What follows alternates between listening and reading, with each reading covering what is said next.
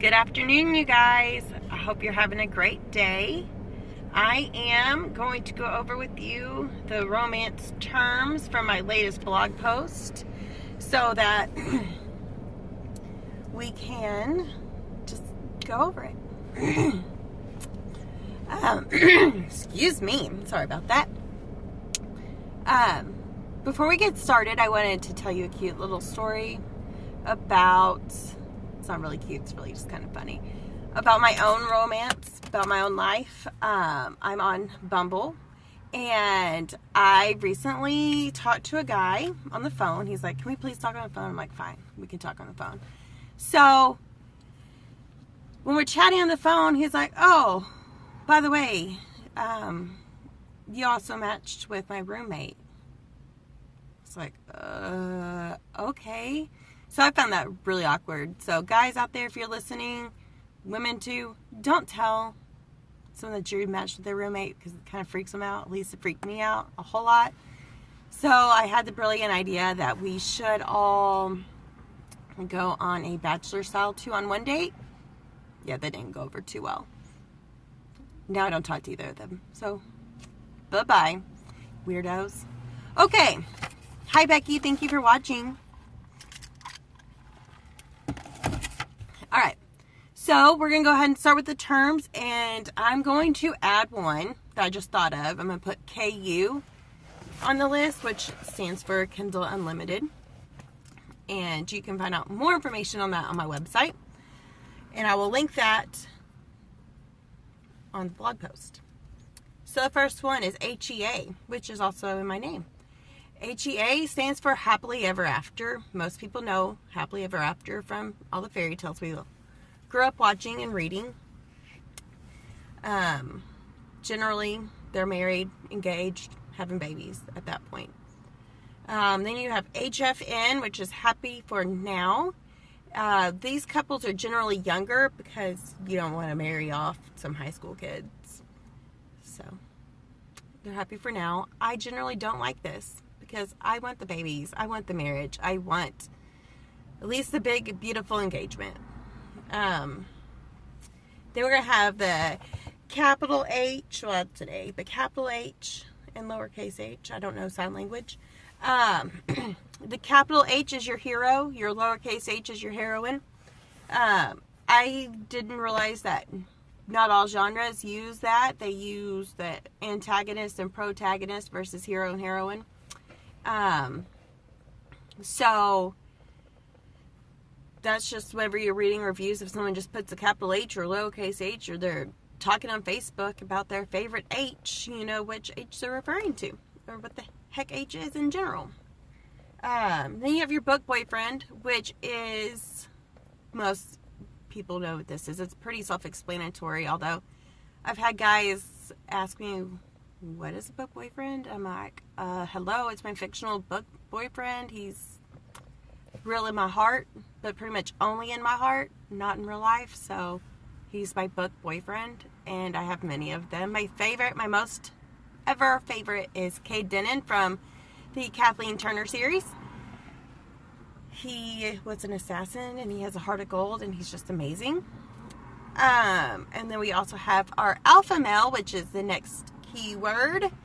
And an alpha male is possessive and kind of a jerk, but we also love them because, like Cade, they have a heart of gold, and we're just like, oh, I want to make you mine. And he wants to make you his, and he's going to be all aggressive and hot and, you know.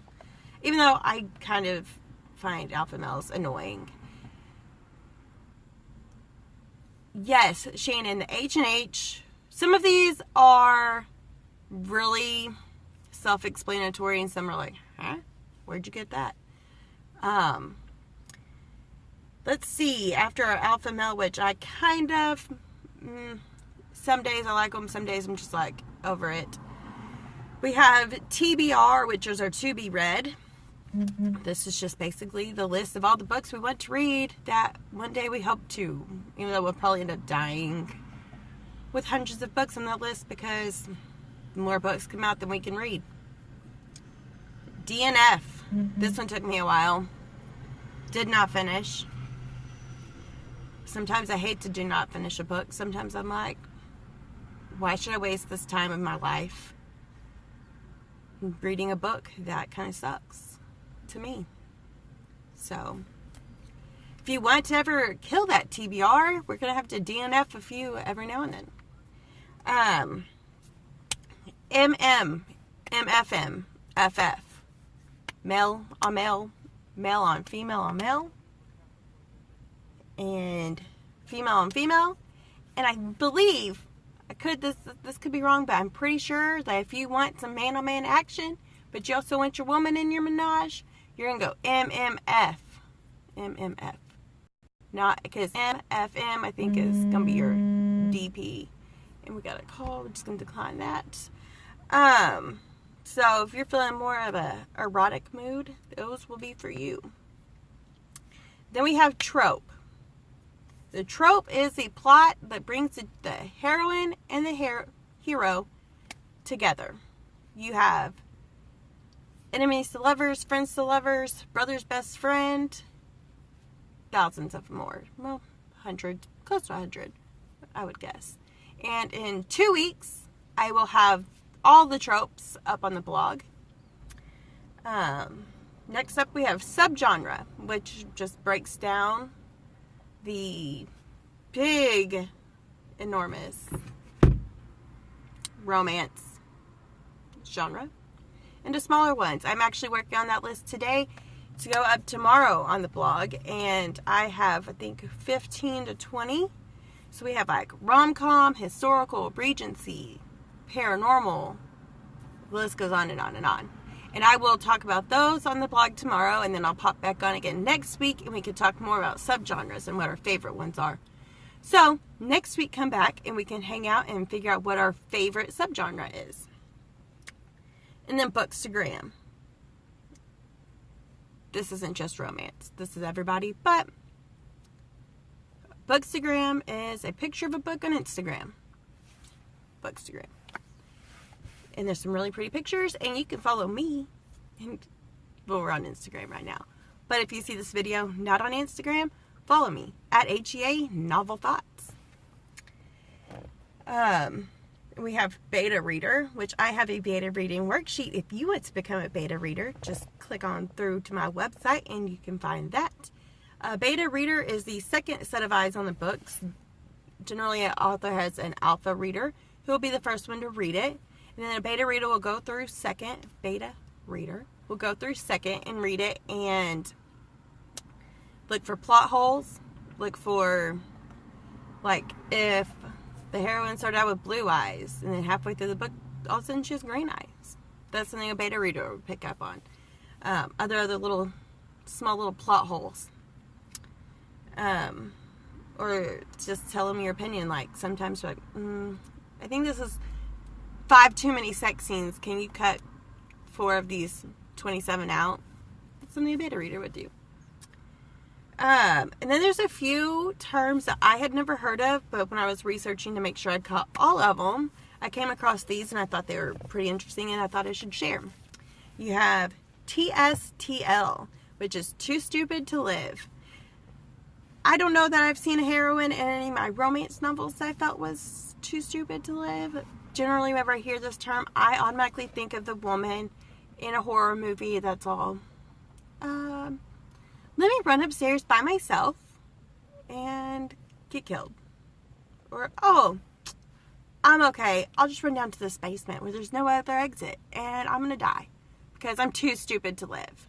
That's generally what I think of whenever I think of a too stupid to live character. I don't know of any heroines that are too stupid to live in romance. If you have one, I would love to hear about it because I don't know one. And then we have our Mary Sue and Gary Sue. That is a character that is just too perfect. That they're just flawless. Like that author just wrote what they wanted to be when they were growing up. This is how they want to be. This person is perfect and they want to be perfect. Just like this person. So that's our Mary Sue and Gary Sue. I think Mary Sue, I think of Ken and Barbie. Mary Sue, Gary Sue. I personally love Barbie, personally. And then we have the Big Miss / Big Misunderstanding. I saw it both ways. on the internet. That is, let's see. On the blog post I saw, they had the Notebook. They had a GIF from the Notebook. And there's a big misunderstanding there between them. We all know what that one is.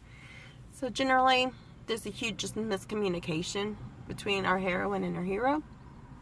And so that's the big And then sequel bait. I've been seeing a lot more of this lately.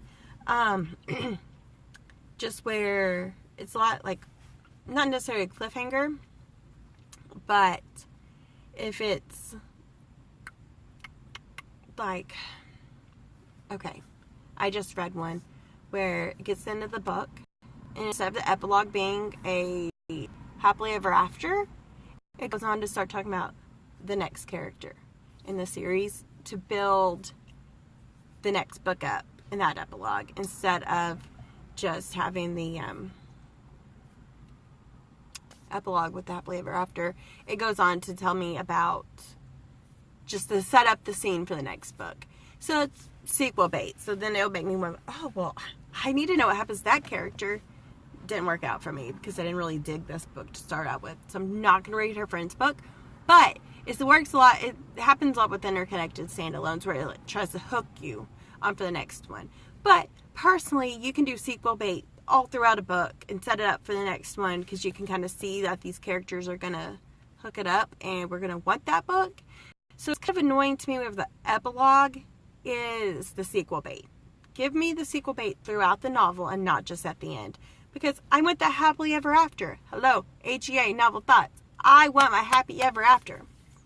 All right. Thank you guys for those who joined me and the ones that are going to watch my replay. Thank you. Have a great day.